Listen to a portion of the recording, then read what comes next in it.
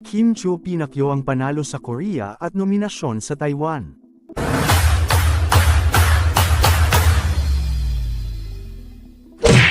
Talagang masayang araw para kay Kim Chu, dahil siya ang itinanghal na Outstanding Asian Star Philippines sa Seoul International Drama Awards 2024.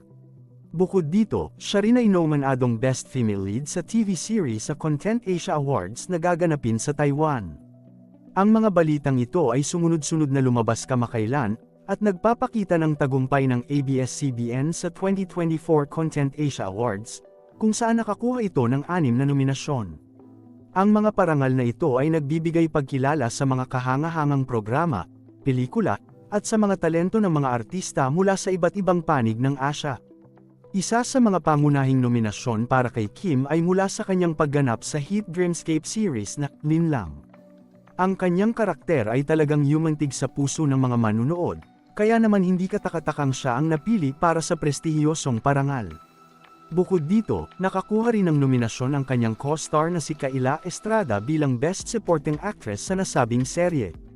Ang tagumpay ni Kim at ng Linlang ay isang patunay ng kanilang dedikasyon at husay sa larangan ng entertainment. Ang mga parangal na ito ay nagpapakita ng mataas na antas ng kalidad na inaalok ng mga Pilipinong artista at programa, na patuloy na umaangat sa pandaigdigang entablado. Sa kabuuan, ang mga nominasyon at pagkilala na ito ay hindi lamang isang tagumpay para kay Kim kundi pati na rin sa buong industriya ng telebisyon sa Pilipinas.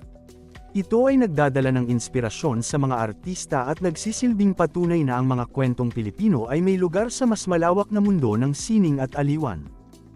Makikita natin na sa kabila ng mga hamon at kompetisyon, ang mga lokal na artista tulad ni Kim Chu ay patuloy na nagiging inspirasyon sa kanilang mga tagahanga at sa susunod na henerasyon ng mga performer. Ang kanyang pagkilala sa Seoul ay nagbigay liwanag at pag-asa sa marami, na nagtutulak sa kanila na mangarap at pagbutihin pa ang kanilang mga talento. Sa pagsusumikap ni Kim at ng kanyang mga kasamahan sa industriya, tiyak na marami pang magagandang kwento at proyekto ang ating aasahan sa hinaharap. Ang kanilang kontribusyon sa larangan ng sining ay tunay na nagbibigay halaga sa ating kultura at nagbibigay ng boses sa mga kwentong dapat marinig sa buong mundo. Samantalang ang mga parangal at nominasyon ay isang mahalagang bahagi ng karera ng isang artista, ang tunay na halaga nito ay nasa kanilang kakayahang makapaghatid ng emosyon at kwento na umaabot sa puso ng mga tao. Ipinapakita nito na ang sining ay hindi lamang isang palabas kundi isang paraan upang makipag-ugnayan at makaramdam ng koneksyon sa isa't isa. Kaya naman, patuloy nating suportahan ang mga lokal na artista tulad ni Kim Chu, at pahalagahan ang kanilang mga gawain.